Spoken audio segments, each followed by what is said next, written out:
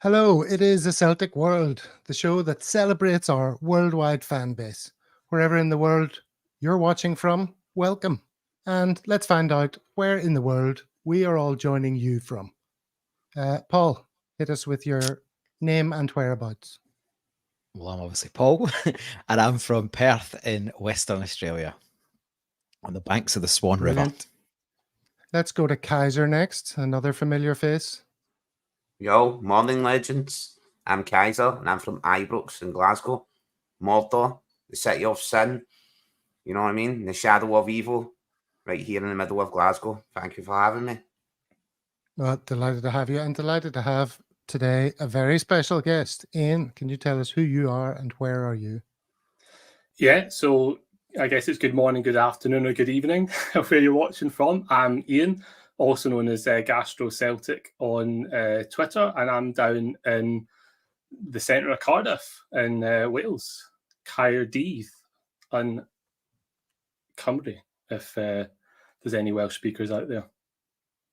Brilliant, fantastic. Well, Should have said speakers. Cymru if there's any actual Welsh people watching, because there's like a way of saying it. So I think, just in case I get any DMs about that. Yeah. I don't know if either Sean, Morning Troops, or Mickey Moynihan are Welsh speakers, but we certainly welcome their presence here today. So a little bit of housekeeping first before we go any further. We live stream Mondays and Thursdays at these times. So you can check that and see what time is relevant for you. We are a very new channel, of course, and we've had a big growth spurt of late, mostly because of Agent Ibrox himself, who still alive. Yeah, still alive. So well done, Kaiser, for pulling off such an uplifting spurt. Thank you. Thank you. Pulling off is not my chosen words, but thank you very much. Just say to everybody in the chat, welcome in. Pete McGee, welcome in, legend. Good morning. I see the chat flashing up on the side of my screen. Sorry, bro.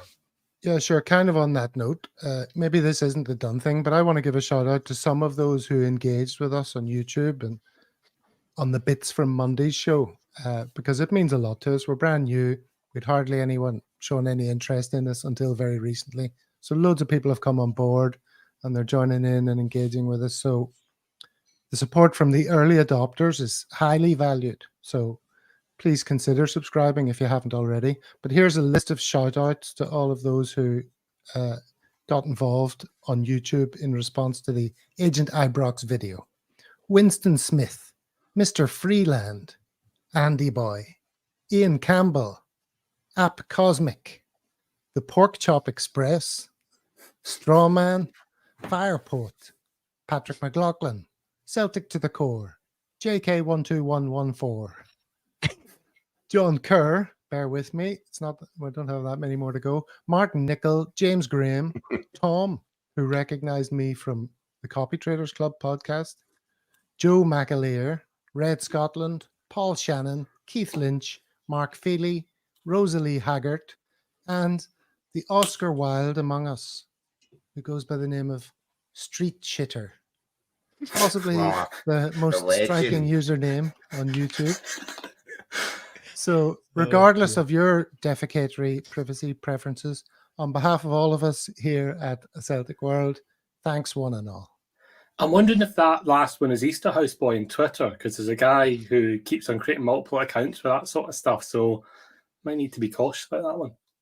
I'm sure he uses Street Shitter on YouTube quite a lot, bro, as well as Pork Chop Express, Pete McGee, Red Scotland, all these people I know for other chats from other pods. Like when you're not on a pod, you're in a chat, you know what I mean? And you're debating, talking about Celtic. These guys, some of these guys are legends. I can't comment on the validity of the Oscar Wildeness of Street Shitter, but definitely I know he's a good Celtic man. I see him in many a chat. I don't know if it's the same person from Twitter either, but I'll be checking that out, mate. I'll be investigating. Well, as if to prove the newfound popularity of Celtic World, we're inundated with comments, so I'll fire up a few of these. Yeah, They're all yeah. coming in. Here's a reference to the dodgy bastard among us. Yeah. There we go. Some of these names are here again today, and more of them. So thanks one and all. James and Dean. Brilliant.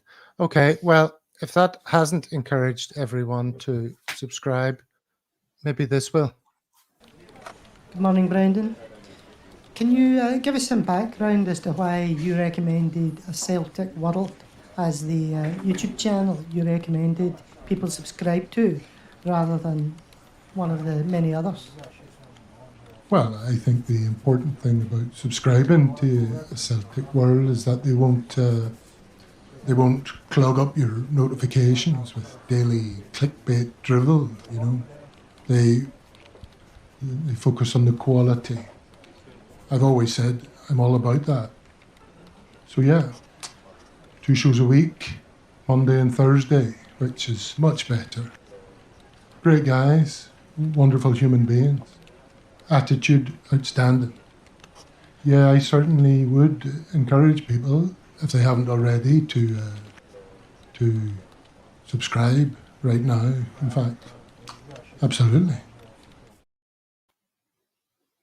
So there you go. Don't just take it from us. Brendan's lawyer's on the phone right now. Did you see him phoning in Ali McCoist and Alan Brazil? But people were questioning whether it was really him. I was expecting somebody to say, I think that's Gav from Celtic World. I was wondering who the female reporter was there, bro. It sounded kind of like Isa, the Still Game. I was like, that's Isa. What is Isa doing interviewing Brendan Rodgers? Never in Hilarious. question. That's Brendan Rodgers, 100%. All right. So this is the order of events of today.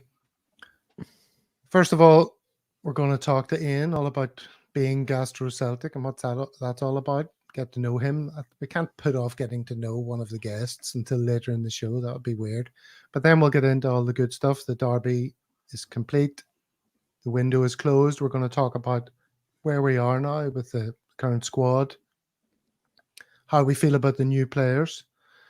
Then point number 3, is there an elephant in the room? The goalkeeper, left back, centre forward positions that we've been going on about for ages. Why those haven't been filled? Is that something that's still worrying us?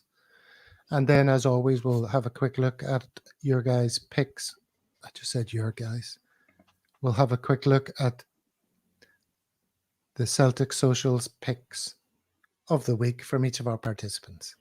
All right, so that's the plan. So you can stick with us for the guts of an hour, possibly over an hour. Nobody makes any rules. We'll just see how it goes. So, number 1, Gastro Celtic. What have I just closed there? Meant to close that. Ian, question number 1. What does Gastro Celtic mean? Where did that come from? Well, I've been on, I looked at it, Twitter for 14 and a half years. So, like, I looked at what that meant. Gordon Brown was UK Prime Minister. Obama took over from George Bush. Michael Jackson died. But more importantly, Strachan was in charge. The old Rangers won the league. And then he was replaced by Mowbray. So that was like my start to that. And I had my real name. But then kind of very quickly as the popularity took off, especially when Rangers died, there was kind of a number of nutters on the other side who were like phoning up people's work and all that sort of stuff. Like there was one guy who took, I think it was Father Paul Stone from, he had that and it was like an old Father Ted image he'd used or something. And some of the Rangers fans had like found out this double glazing person and tried to link it to him and basically destroyed this guy's business. So very early on, I was like, right, okay, actually, maybe I should just kind of anonymize the account for that sort of reason. It's never been a secret who I am to kind of people that know me and stuff like that, but just try and put barriers in there. So I obviously Celtic. I started off as actually, I changed it to Fidel Gastro, like a play in that sort of thing. But then like started to attract all these kind of weird accounts. So I was just like, right, Gastro Celtic, let's kind of make it clear. The gastro side just comes from a general love of food and a philosophy that I have, that if you just, you can kind of tour the world by eating other people's food. Do you know what I mean? Like, so I've had subscription boxes from various places and stuff like that, and I kind of feel you kind of almost travel a bit through that. So that's kind of where it kind of started from. And yeah, so that's why. Let me tell you, I Celtic. had sort of built up this image in my head of who this Gastro Celtic fella must be. I had you down as like a Michelin star chef or something, who was also a mad Celtic fan. So you're in there. Sorry to disappoint. flamethrowers Sorry, and stuff. just a man. Just a man. Well, I think That's what I there you go, Kaiser. No, you sorry, Ian, mate. I'm just saying that I sort of had built up an image because you were like Gastro Celtic. I thought that's like Reader's Digest, but Celtic Digest. You know what I mean? Putting out comments and things about Celtic, especially on Twitter, my man. I always see you on Twitter. Always see you over there. The thing is, I started it because I moved 22 years ago. I moved from Glasgow down to Cardiff, and it was a way to stay connected with people, because like you suddenly get taken out of the bubble, and it's like there's no one about, sort of thing. So I started on there just to kind of keep in contact with people. But when 2012 came and Rangers died, we had the whole kind of banter use and stuff, and it just took off and took off and took off. And because I'd been on there for so long, I just follow people back, because I'm on there to talk about Celtic. Do you know what I mean? And I've always been like that. Some people say, "Oh, like you're just putting up these things for engagement or these things." It's like, if you go back to my early tweets, especially when like 2012 was happening, I was doing the same thing. So it's kind of like what I've always done. It's just kind of grown and grown and grown. So sometimes it's feels a wee bit uncomfortable when people are like, "Oh, you're a big account doing this sort of thing." Because to me, I'm still a guy just using Twitter to talk about Celtic and kind of keep connected. And that's the kind of, I guess it's a blessing and a curse, right? Because some people are like, "Oh, I'd love that amount of followers." So it's a problem to have. But it's one of those things that it's just the way that I use it is to talk about Celtic. So just to show your profile Showing here off. on Twitter. It's a big boy. Yeah, you've got almost 25,000 followers. That seems ridiculous to me. And all of But the fantastic. beautiful people, all the handsome people. And Mostly Celtic fans that take it in. say again. Mostly Celtic fans, yes. Yeah. Your I mean, followers. I think it's been pretty stable. There was a time where it just got absolutely rinsed, like cut, because there was a lot of bots and stuff like that. And especially, I think when Elon Musk came on, I think a lot of the bots dropped off as well. But to be honest with you, I think that's the important thing. You only want Celtic fans because that's what you're on there to talk about. It's like, it's pointless. And that's why sometimes the number to me is just like a bit like it is just a number, because it doesn't matter if you're not having the people talking and you're engaging in it, sort of thing. It's an interesting point from David Reed there. The late Andrew Farley, sadly no longer with us. Scotland's only 2 Michelin star chef was a Celtic fan. I know there is a Michelin star chef who has a restaurant inside Snake Mountain. It's like £300 for a seat. So like I'm pretty sure some people had a bit of indigestion at the weekend. When the lamb. Well, I hope it wasn't as bad as. This is total tangent, but did you see anything about the airplane, the flight that was going from Atlanta to Barcelona, and it had to turn around and go back to, was it Atlanta? I think Atlanta, because one passenger had the run so bad, he was shitting all over the place, like a firecracker, running up and down the aisles. And they were giving the people on the plane, the air stewards were giving them tissues and wet wipes and saying, "You have to help.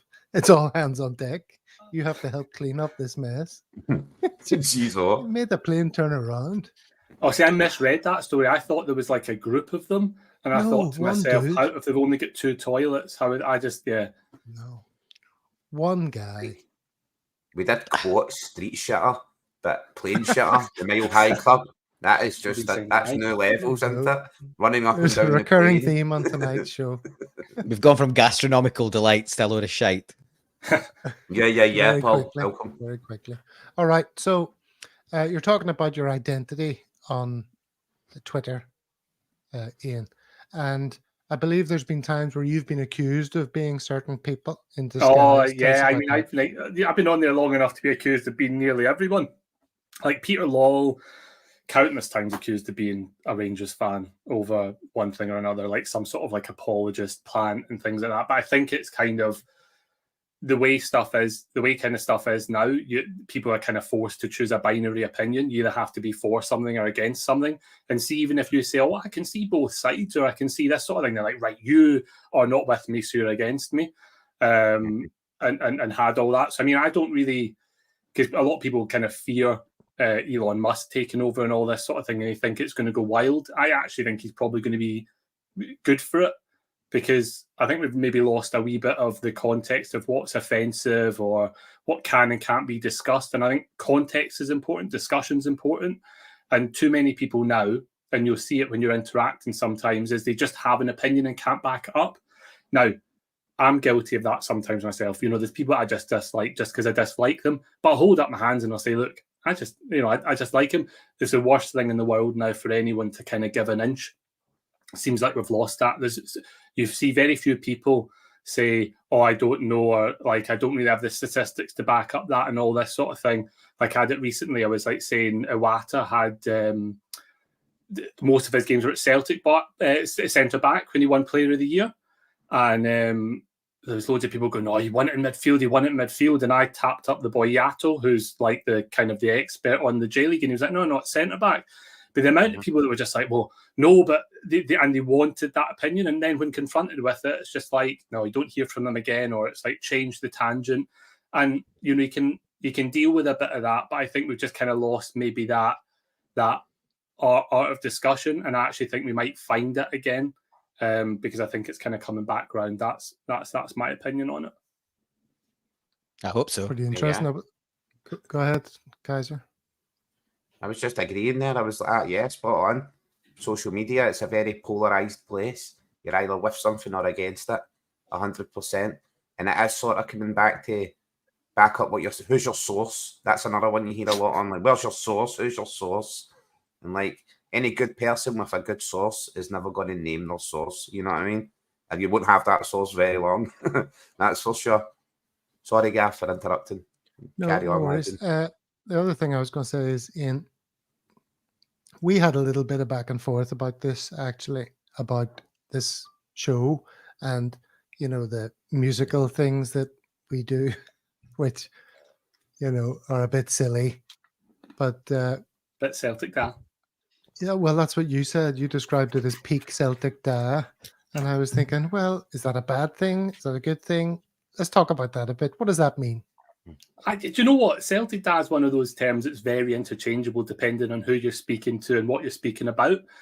Like, I class myself as a bit of a Celtic Dar now, because even though I'm doing the same sort of Photoshops and same things that I was doing in the past, now it's kind of, there's more people doing it and it kind of becomes a bit cliche and stuff like that. So I always say lean into it. I think some people are a wee bit too precious about what they do or how they kind of act and stuff like that. And I think there's a market for everything. Do you know what I mean? If someone doesn't like it, they can mute you, they can block you, they can find something else, so don't compromise yourself for anyone else, because there's, we see a lot of these kind of influencers now saying, be your own person, people respect that and stuff like that. But there's an element of truth in that. Don't compromise. I mean, it might not be for everyone, but I think everyone can respect authenticity to a certain extent. Do you know what I mean? Like, and be that on any part of the spectrum. Do you know what I mean? That's why you get like,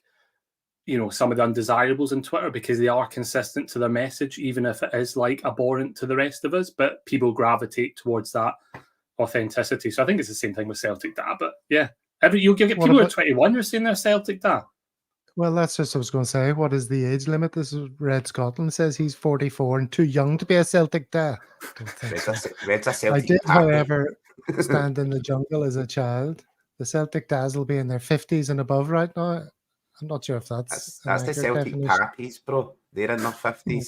You're a Celtic Dar and you graduate to being a Celtic Pappy. As soon as you're over your 40s, you're a Celtic Pappy. I think the boss level Celtic Dars you can trigger by saying Parkers. See if you say I'm off to Parkers or stuff, you can trigger like the boss level ones there. That like that's sometimes just throwing that one out can just really drag out the ones again, bro. Don't ever say that again. You do say it though, just to wind people up. I do because I love it. Like it just, you know what I mean? Because it's funny. It's very much of a time, that Parkers thing. I was trying to work out when it was from, but I was going to ask you that as well. When did that originate? Does anybody know? I can't remember. I asked about it the other day and someone had a theory, but it's difficult to pin down. It's very English sounding. Very towy and well gel 2020. You know what I mean? I'm off to Parkers. No, you'll know. We'll flying headbutt you. Don't ever say Parkers again. I've even seen one Twitter account which introduces itself as, Celtic fan, whatever. And none of this Parkers shite. That was in the guys. I mean, you could say absolutely anything, and then you could say Parkers. Like, I agree with everyone else, but see that Parkers, just cut it out. Oh, that's funny. Go on. What was I going to ask? I'll ask you something. Okay, well, another one is if we move. Presser. What's that?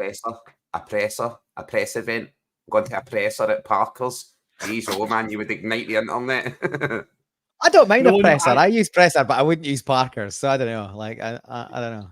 Parker's reference came from the 20-minute Tims. No, I asked them about this the other day, and they said it wasn't from them, but they were quite happy to keep doing Parkers to wind. It's the same thing, isn't it? It's like you just can't help it sometimes. Like I think it was because it was Barkus, and in my head I think of Barkers and Parkers like as like a kind of a sort of a jump sort of thing.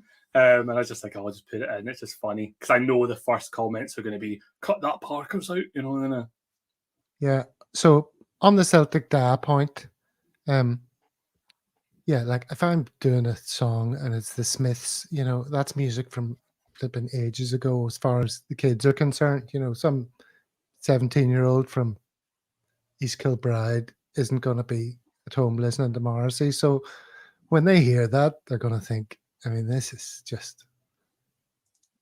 Celtic Dar bollocks, and they're not going to like it. But as you say, I'm entertaining myself rather than anybody else. Primarily, I'm entertaining myself. Nobody has listened to these things more than me. I sit here laughing my head off after it's complete. Listen about 5 times before I play it. Anyway, so yeah, it's kind of, that's what comedians talk about, isn't it? Do what you think's funny, and there'll be an audience for it. And if it's not for other people, of course it's not. Nothing's for everyone. We probably all qualify as being Celtic Dars just by virtue of being on this podcast, to be honest with you. Like that will be a held belief, I imagine. Although we did get a comment on the last video saying, somebody said something like, when I saw the baldy heads and all the grey hair, they were expecting, oh great, here's a very sort of sober adult conversation about Celtic, but it turns out we're a bunch of fucking adolescents. Yes, or words to that effect. Delighted to be. Well, men never really grow up, do they? If you listen to your wife or any woman in your life, they'll tell you that men never grow up, and I think that's a good thing, I reckon. Yeah. Oh yeah, people don't like analytics. People don't like analytics. That's definitely one. Yeah. What about this definition? You're a Celtic Dar if you're triggered by phrases, playing it out from the back, data analytics. Oh, you just mentioned that, or the board. Yeah, the analytics one is one. I mean, look, it's the thing is statistics you can use for anything, right? But sometimes they are important. But some people are just properly dead against them because they didn't exist like 10 years ago. So it's like they didn't exist 10 years ago, so they don't exist now. Look at James Floyd saying, who is Morrissey? He's no idea who Stephen Patrick Morrissey is. Dear oh dear. What does this say?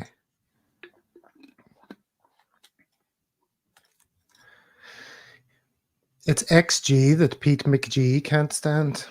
It's XG, expected goal. It's an XG.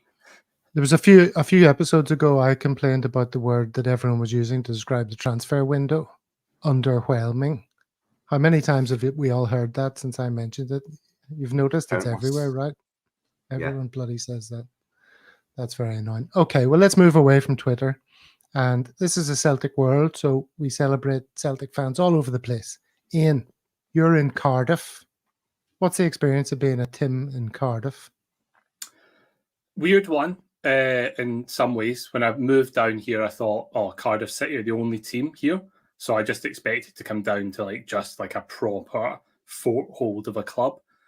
But I started working like about a month down here, and I was working in a call centre. And I was trying to speak to people at Cardiff City, but there was no one here, and they were telling me all that they liked the rugby. Now, bear in mind, I'm like 18, just come from Glasgow, and I'm just like, they're like, there's literally folk just winding me up saying that they like rugby, because I didn't really know that about it. But then I think it was the first Six Nations, or maybe it's Five Nations back then, happened, and it was just absolute bedlam. I mean, like, absolutely insane. People passed out in the street. I mean, they actually do genuinely love rugby, and Cardiff City isn't actually marketed that well. So the football chat is not like back home at all. And ironically, one of the first people that I met that was a football fan was a guy called Jason, who walked straight. I mean, I was in the call centre, my Celtic top on, came straight up to me, Welsh guy, and he said, oh, we've got a CSC down here. You're a Celtic fan? I'm a Celtic fan. He's properly Welsh. And then that was the first time I knew that we had a CSC down here. It seemed like the most amount of fans, ironically, were Celtic fans. So, yeah, that's kind of my experience. I think I mentioned to you, Gav, when we had a wee bit of a chat, I said one of my other first experiences was I came from quite a strict household, and my mum and dad were from the generation where they had to change the surnames of the schools and the old job applications. So they didn't want me to have anything to do with football. I mean, they couldn't fight it, but they did their absolute best. They're like, no Celtic top here into this house, blah, blah, blah. So, of course, the moment I moved down to Cardiff, I was like, I just went mad with the Celtic gear, and I was out and about. And one of the first things was, there was a guy just from passing the car went, you Fenian bastard. Like that. That was like one of my first experiences out. And I was like, wow, they're also Rangers fans down here. But then 2012 happened, and there seems to be a mass exodus for about a decade where they just disappeared. You didn't see a Rangers top. You didn't hear from a Rangers fan. I don't know what happened in 2012, but yeah, they just all seem to disappear. But no, it's good. We've got the CSC in a place called the Rummer, which is opposite the castle. So if anyone's ever down, you're more than welcome. We got a wee room up at the top. Don't be put off. It's just been turned into a Cardiff City pub. So like the whole bottom of it is blue, but it's a Cardiff City blue, not a royal blue.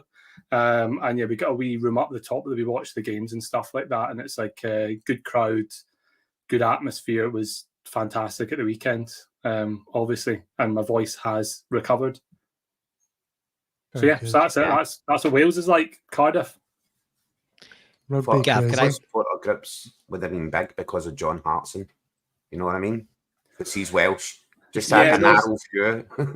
It's more Ledley, Matthews, etc. That's that. John Hartson's a Swansea boy, so sometimes you'll get because it's a Swansea, but we're a club open tall in the it's the South Wales Celtic Supporters Club, not the Cardiff or the Swansea one. It's the South Wales one, so all encompassing. Oh, nice. Paul, talk to me. I was just going to say it's a slight tangent, but I've got a drive-by abuse and rugby story in one as well. I lived in Yorkshire. I lived in Leeds for 8 years, and you can't help but kind of be swept up in rugby league in the north of England. So I started watching Leeds Rhinos and had a few mates that were local. Anyway, one day a few of us drove across to Warrington. Now, if you've never been to Warrington, don't go. Kaiser might be okay if he's used to Ibrox, but otherwise don't bother. Anyways, barely parked the car and got out. And I wasn't wearing any colours, but the two people I'm with had yellow and gold and blue scarves on, which is the Leeds Rhinos colours. Warrington also play in yellow and blue, but they must have noticed the difference between the yellow and the gold. Anyway, we barely out the car. Car comes past. Yorkshire. To which point I shouted back, I'm a Scottish. Yeah, that was that. That was that. So sorry, that was just a fellow abusive story. Drive-by abuse. Drive-by abuse and an egg-shaped ball connection. Sorry. Well, we're up to half an hour, gentlemen, and I fear we might get some drive-by abuse from our viewers if we don't move it on to something a bit more current. So going back to the agenda, what's the next thing we're going to talk about? Right, the derby is done. It's gone. We won. We're top of the league. There's a 4-point gap. So the question is everything suddenly wonderful? How do we now feel about the transfer window as a whole? What do you think went on? let's get voices other than Ian cracking on this. Kaiser, maybe you can get us rolling. The derby's done. We don't want to spend too long talking about it because it's just another game and it was a great success. And I think we've done that whole thing. So The beauty from this the point beauty on, of- how are you feeling? The beauty of the derby, it has that it's kind of that watershed effect for Brendan, that arrival of him as a manager, I would say. I said it before. This is the time where Brendan's sort of reinvented as a Celtic manager. However, no matter how good that win was, we did go in there with a weakened squad just after a transfer window. And I do feel myself that we should have done a lot better with the players we were signing. And at the level, yet to see some of the players, of course, yet to judge players who I've not seen, like Tilio, Palma. I've not seen them kick a ball. Can't judge players like that. But I always thought with the statements coming out of the club and how much money we had to spend, we were really going to push the boat out. We were going to make marquee signings, big statements. And I'm not saying Celtic were going to go and sign players at 20, 30 odd million. But we've got the facilities to do that. You know what I mean? We've got the cash there to burn. Kaiser, let's talk about that in a little bit. But first, I want to get to where you started your answer, which is it's a watershed moment for the manager. Oh, yeah, Brendan. 100%. No, I feel like Brendan coming in. Sorry, Gav. Yeah, I mean, he had a great result, but Mhm. I'm not expecting plain sailing from here on in. He's going to drop more points, isn't he, as we go through the process? For me, every manager who comes in to Glasgow Celtic, right, they have that make or break moment. They have that watershed moment. And Brendan returning, just because he was here before and had such a emphatic arrival, the second coming was not as emphatic. He didn't have the full support behind him, didn't have everyone at his back. But I feel like the derby win at the weekend, that is his watershed moment. I don't think it's like a snowball going downhill, in my opinion, from this point. We will not drop more points.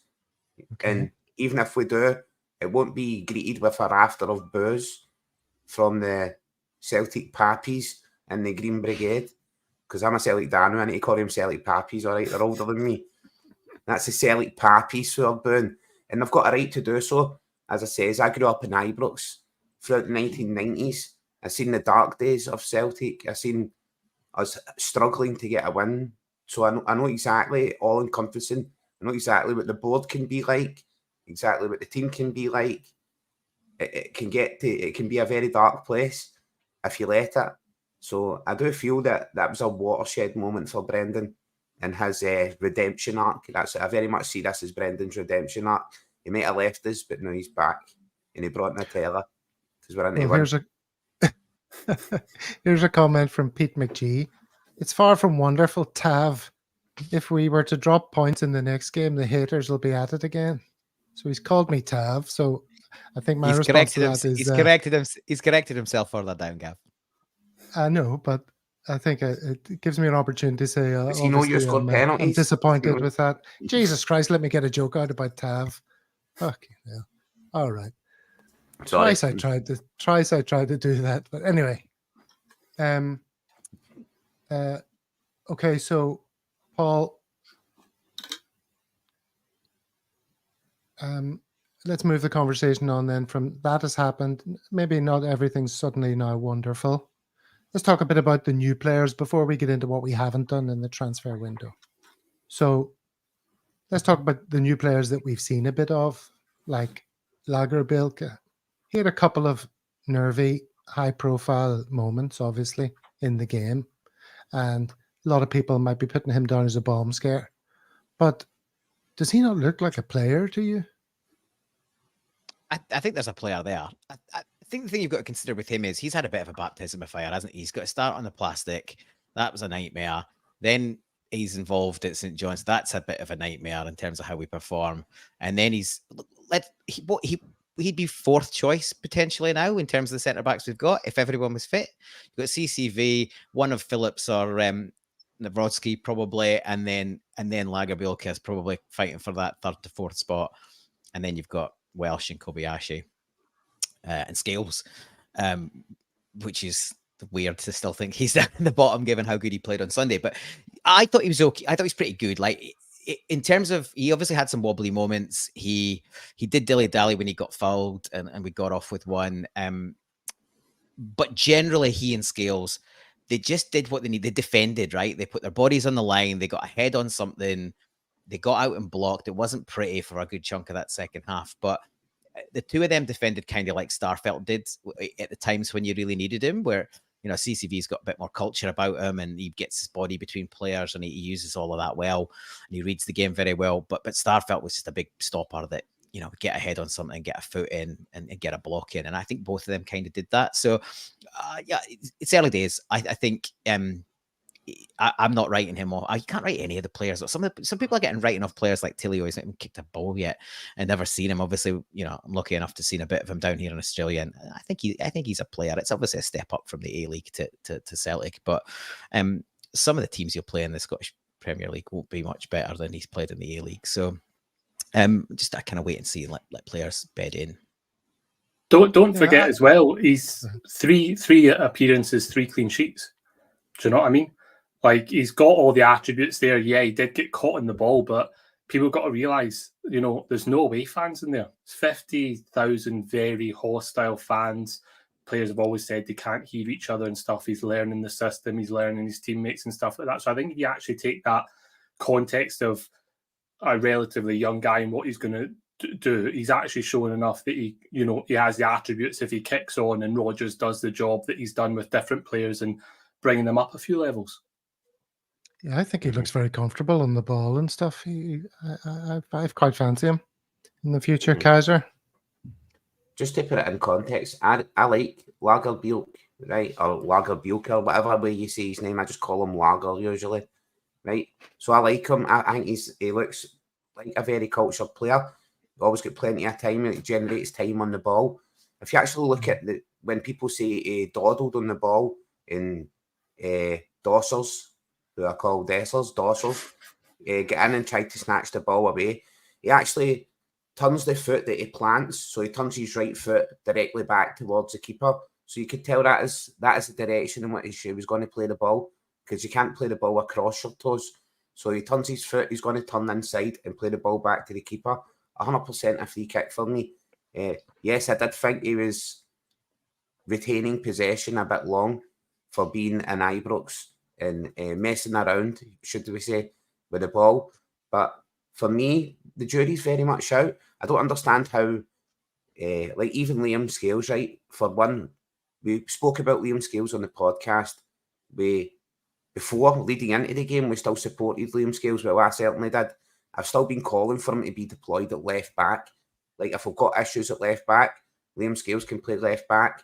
We've got other centre backs coming back who are supposedly ahead of him in the pecking order. Why not play him at left back? Why not give him a shot out there? Kaiser, I think one of the things you saw at Ibrox was his lack of speed, and I think that's the thing that will prevent him from being left back. I think the fact that Bernabai got a shot and stuff like that, I think it's a speed thing, because I think Rodgers likes that, and I think in a key area like one of the fullbacks, I just don't think he's going to.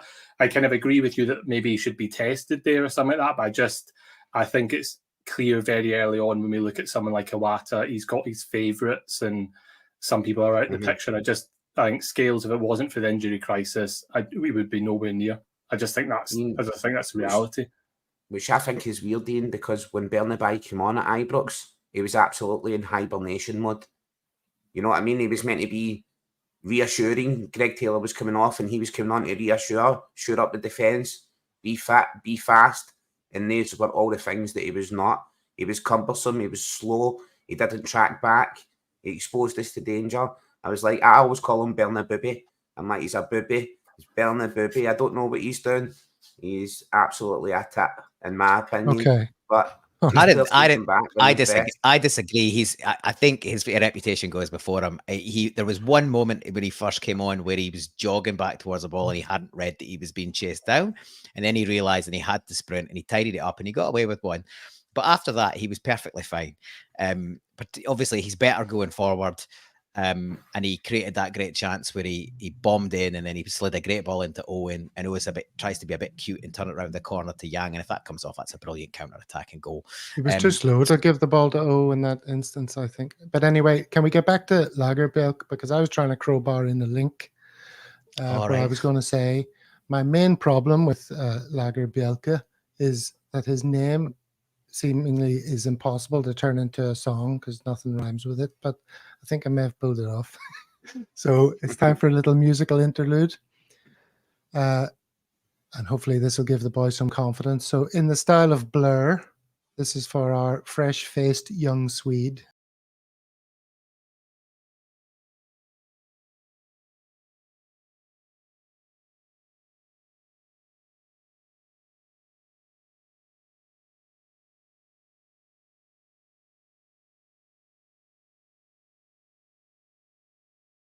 We hope you've got patience.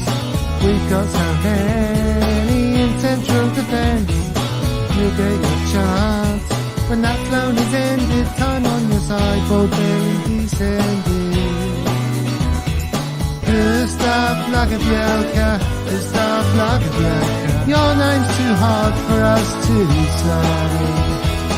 Gustav Lagerbielke, Gustav Lagerbielke. We'll probably say Lager anyway. Gustav Lagerbielke, Gustav Lagerbielke. Your name's too hard for us to say. Gustav Lagerbielke, Gustav Lagerbielke. We'll probably just say Lager anyway.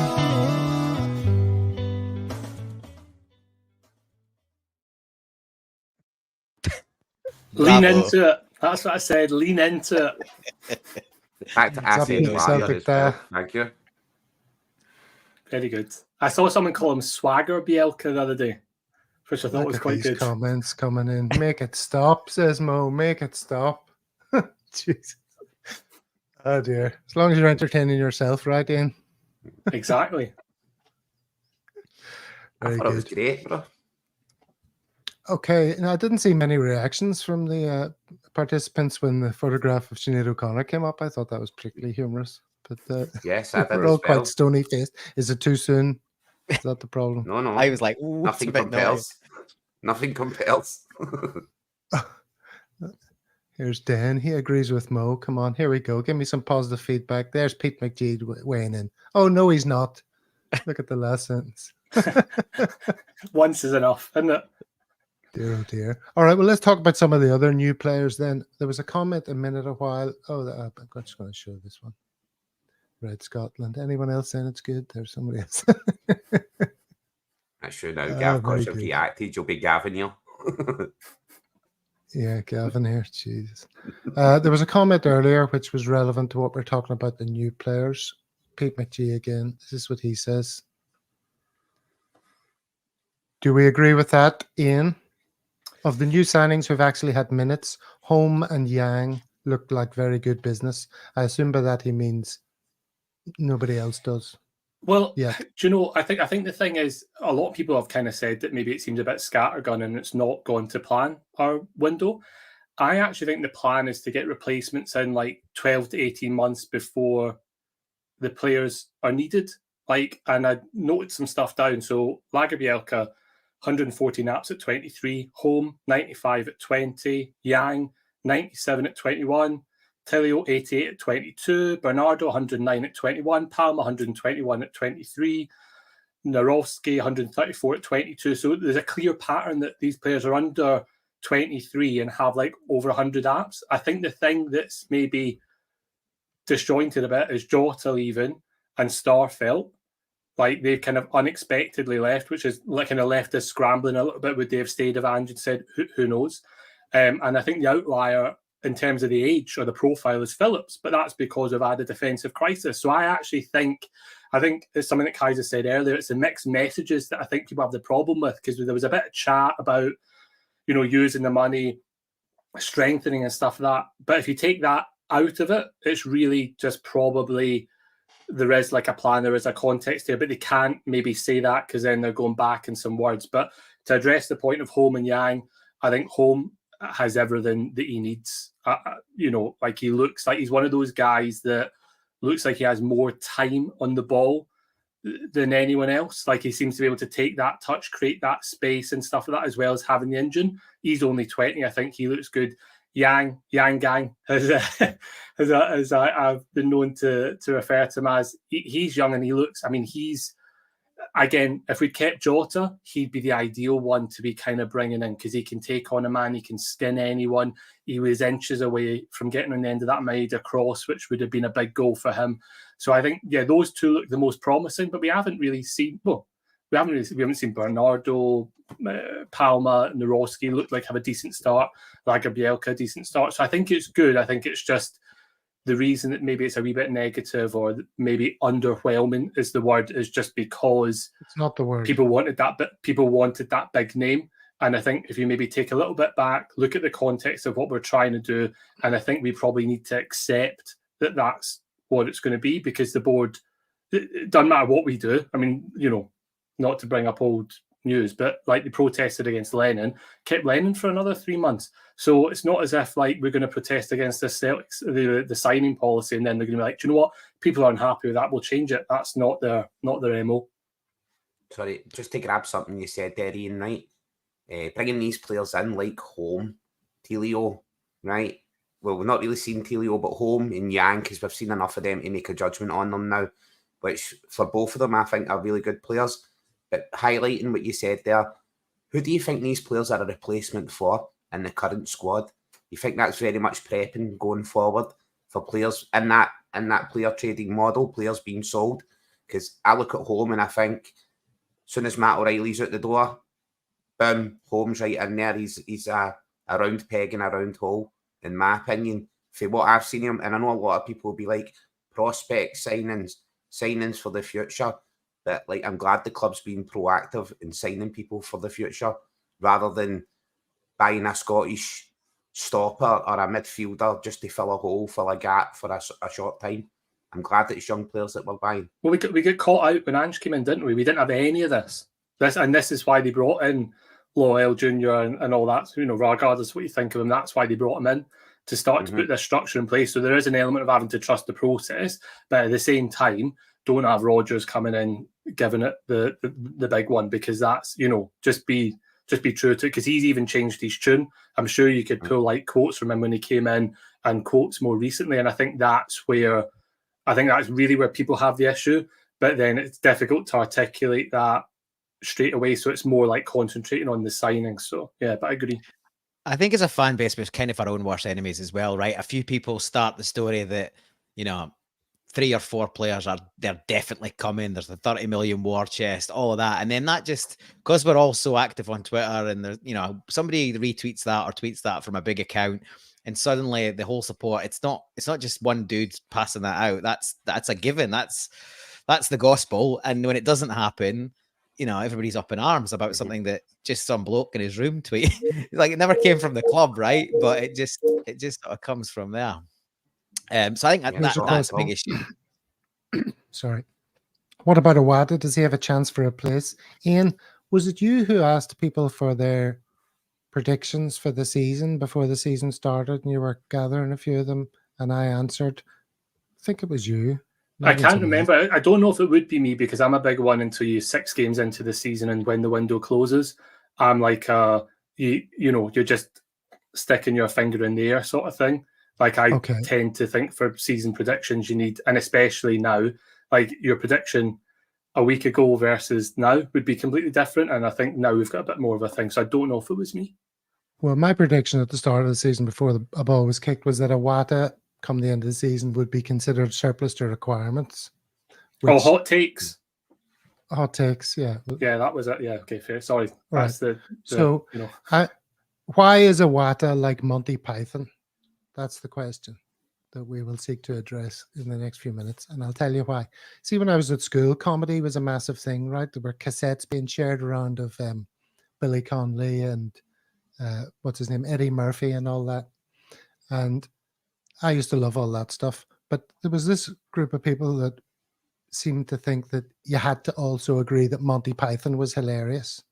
And if you didn't, you were some sort of an intellectual inferior, or your comedy antennae weren't as well tuned as theirs were if you didn't think Monty Python were the gods of comedy. And I used to watch Flying Circus and all that and think it was as funny as a boot in the balls.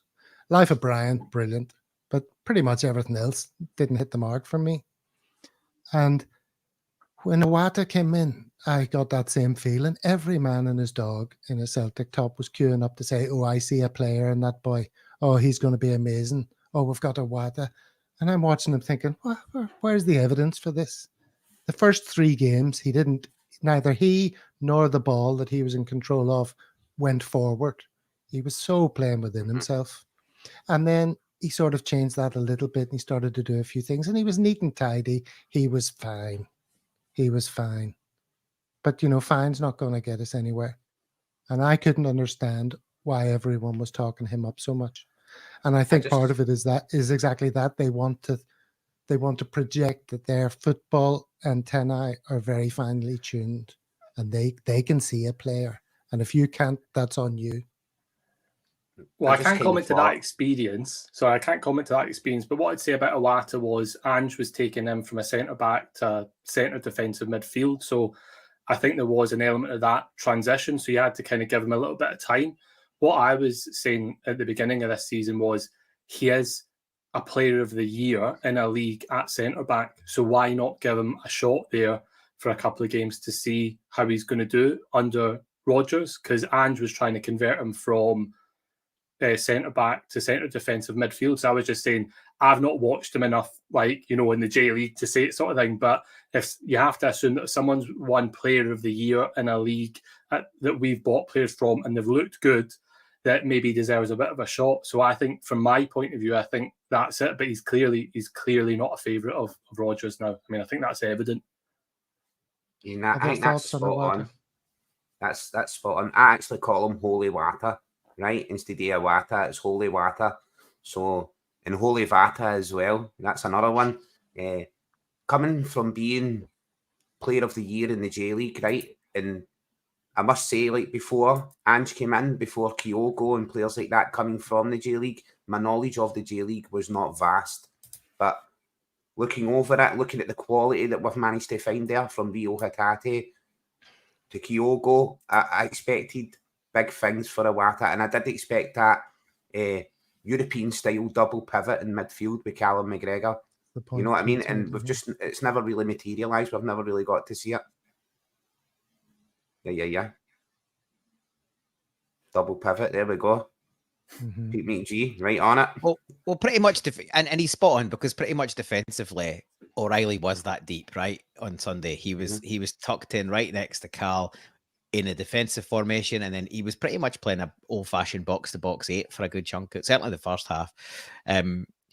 So yeah, I've commented on here that Iwata's obviously done something to farted in Brendan's porridge or something worse, shat in his shoe. I don't know.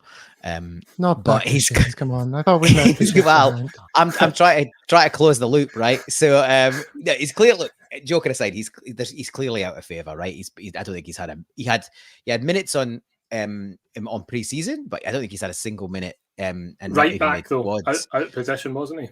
Yeah, did he play centre back at any point? I think maybe as well. Maybe no, I don't think he did. Just right back.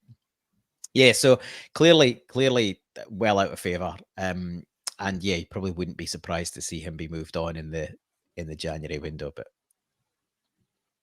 Matt O'Reilly new deal is mentioned there, and Pete again. Well, we're touching on new deals, and sorry, Gav. Well, we're touching on new deals. I was going to say this before we had to segue into the musical delight that we shared earlier. Yes, you had to. Yeah.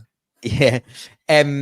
It might have crossed people's radar, but I think it's flown under the radar a wee bit. Is it Mitchell Frame has had an extension, yeah. And whilst there's obviously a lot of disappointment about not adding a left back, but by all accounts there's 2 or 3 apparently by all accounts decent left back prospects coming through the youth system. So maybe there's a grander plan somewhere if we're giving them the benefit of doubt. But by a few reports, this kid, is the closest we've seen to somebody like a Kieran Tierney, and that's probably a bit harsh to put that on his shoulders. But I was sort of saying this to some people in a group chat earlier today. between now and January, he's not going to. There's not a better opportunity for him to try and push his way into the team, because neither Taylor or Burnaby look like a good fit in this squad. And there'll be a period where we're playing 2 games a week. So fingers crossed that there's an extra year on there. Hopefully there's some plan to try and integrate him in the first team squad and see what he's capable of. Yeah, absolutely. Well, that brings us on to the elephant in the room part of the chat. One of those was, is Greg Taylor the elephant in the room? Alternatives. We mentioned earlier that people have suggested Scales be tried at left back. I've heard other people talking about Burnaby or even Maeda as a wing back with 3 central defenders.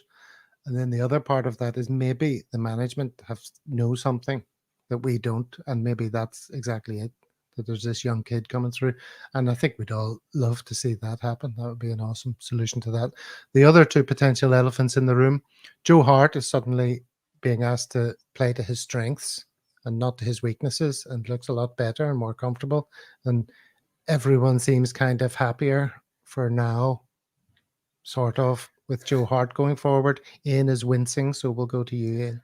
No, I mean, I agree. I think Rodgers is probably going to ask him to do a very different job to Ange, and I think people maybe thought he would keep more of Ange's style, which is maybe where the worry over Joe Hart came, because if that style was to remain, Joe Hart wasn't it, unfortunately. But I think he saved us a couple of times against St. Johnstone, did well at Ibrox again. He's obviously a good presence around the squad.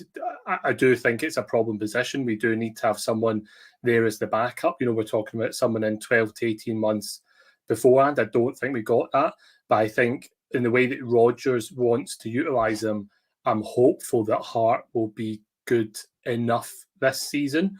And I think he's put some cash in the bank the last 2 games. Yeah. Kaiser, are you happy enough with Hart going forward, or does it worry you, especially in Europe?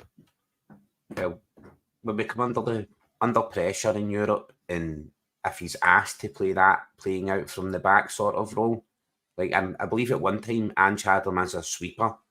You know what I mean? He was that far out of his box. So if he's asked to play that sort of role, yeah, I would be deeply worried. But for what he's doing right now, he's a good keeper. He's resolute. He's strong. Like I said before, it's a special animal that can stand for 60 minutes and not have anything to do in the Scottish League, and then suddenly crop up with a world-class save, a world-class stop. Joe Hart seems to have that. He has that in his locker. So I wouldn't be so keen.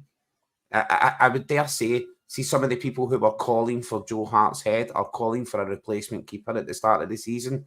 Come the end of the season, if Joe is to leave and go to the US, like he's reported, these people will be very upset. And looking at the forward prospects of a different keeper and who we're going to bring in, and how are the club going to do that? How are they going to integrate that? Will it be in the January window? We're going to bring a stopper in and have him learn under Joe's experience? I don't know. I don't know the way forward there at goalkeeper. I seen Kasper Schmeichel was a free transfer, and I thought might bring him in, but he's very much the same age. He's the same age, yeah. Very much the same age. And I was like, well, that's not the way forward. Of course, a good keeper, he's capable of producing great saves at the drop of a hat. Get people calling me and everything. Sorry, legends. Leave me alone. We'll answer and we'll hang up, right? Beat it. Sorry.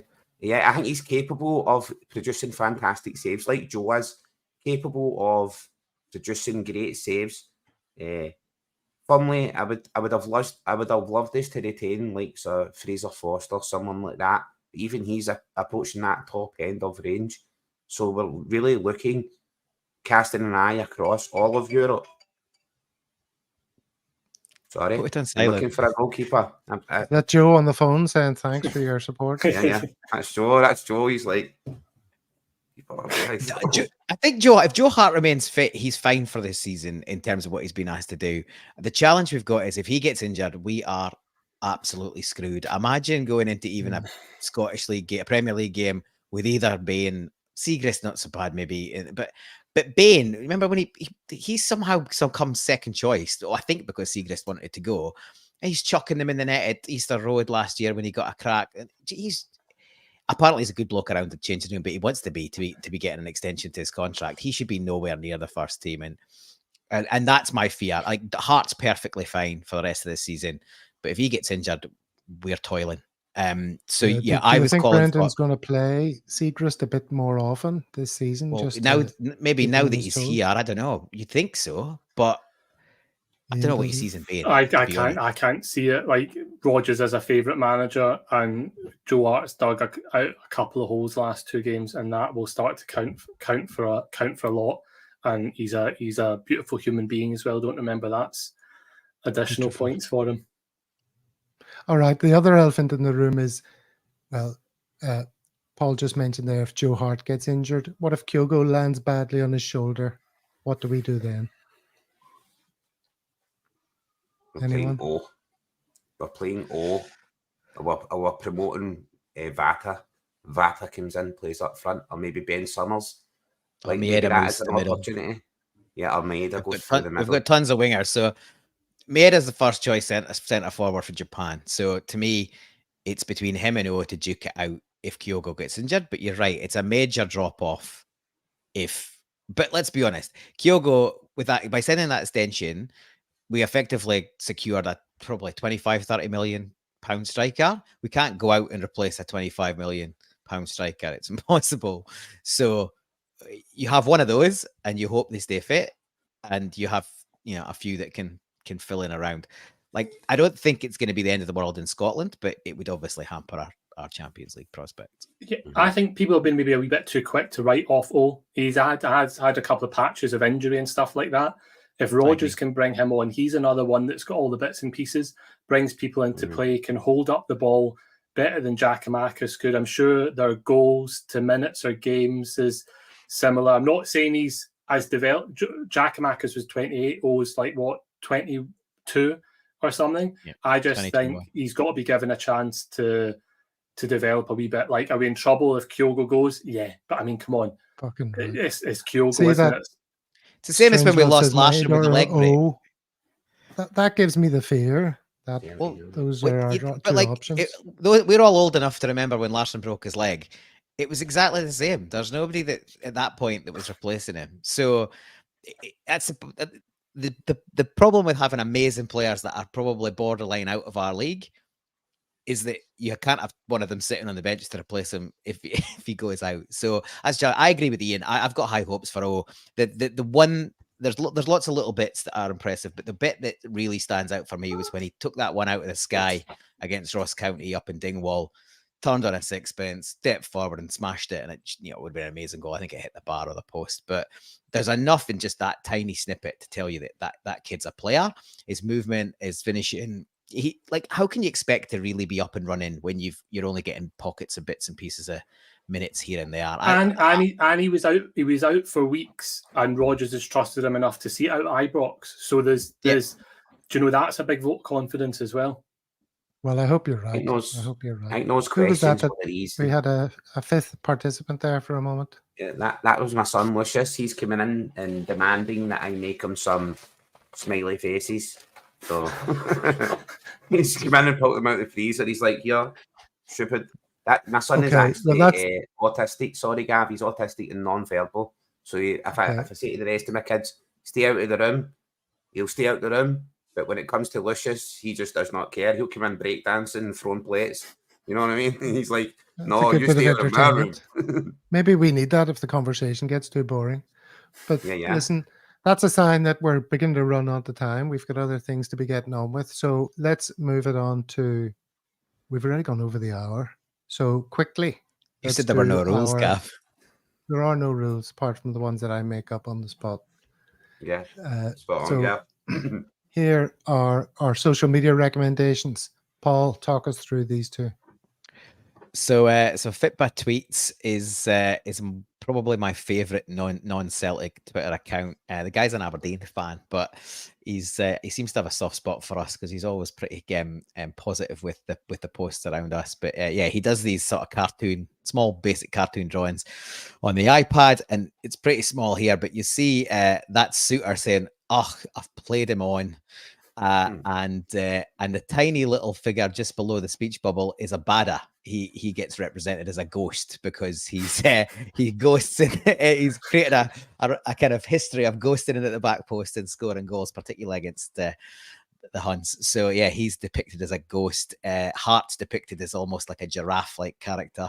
He's a really long neck. So yeah, this guy's great. And then this is obviously post-match. And this is, I think, Mourinho himself picking the bones out of this one, and the fish is saying disappointed, obviously. So that was my hilarious Tav joke earlier that I wasn't allowed to get out. Yeah, there you go. Saving it back for this guy. So yeah, if you haven't already followed him, follow Fit by Tweets on Twitter.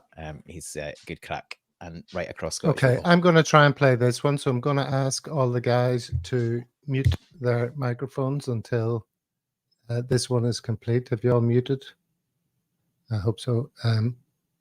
Okay, because I don't know why, but previously when I do this, the volume's very low, so hopefully this is high enough for everyone.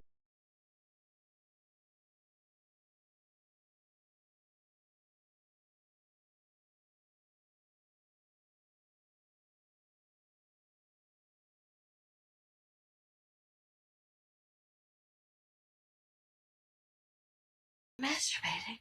I was not. Yes, you were. Oh, all right. So shoot me. I was whacking off. Okay, wait. Don't turn your microphones back on just yet, or there could be hell to pay. Oh, someone's back. Okay, talk to me. You there? Yeah. Back. That was So fantastic. we could probably all hear that, but I'm not sure if it comes out that well when you hear it back from the live stream. For some reason, it's very quiet, and I spoke to StreamYard earlier about it. But anyway, let's move on to something a bit more serious.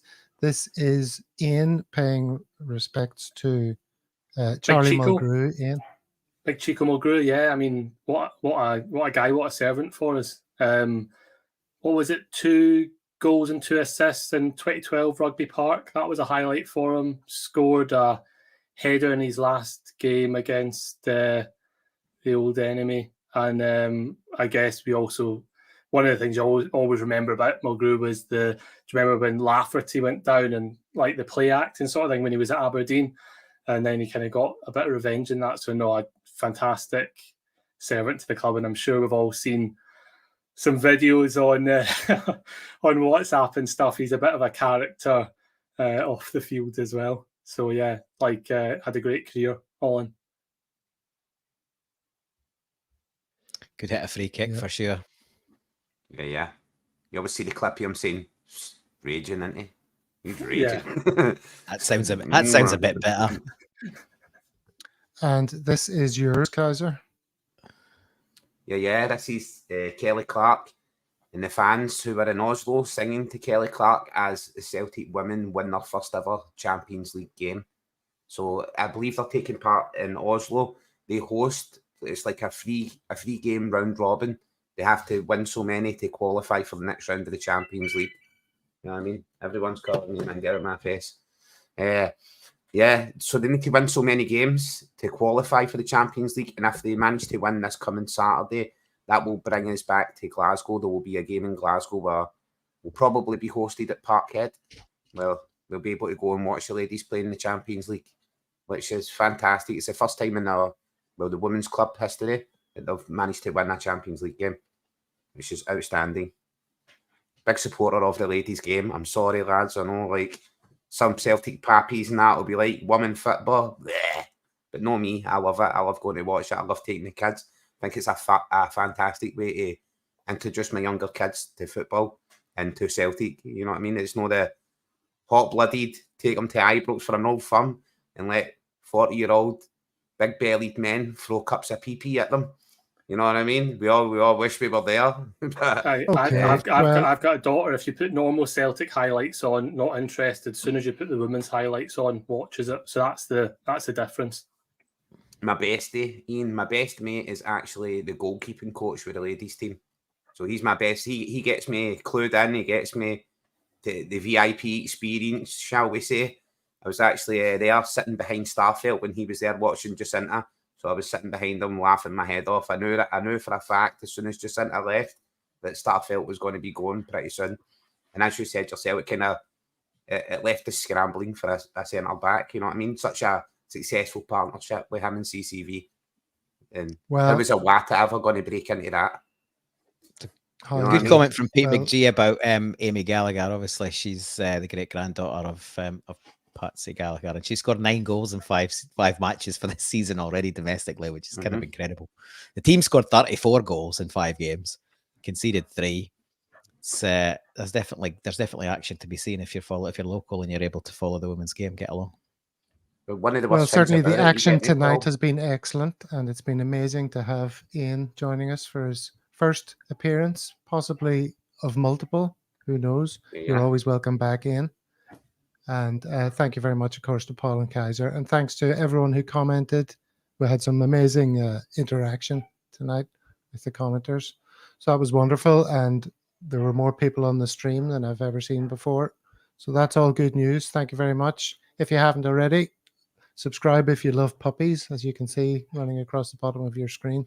That's one of the reasons to subscribe, among many. All right, lads. Thank you very much to you and to everyone who's been watching. Thanks for being part of a Celtic world.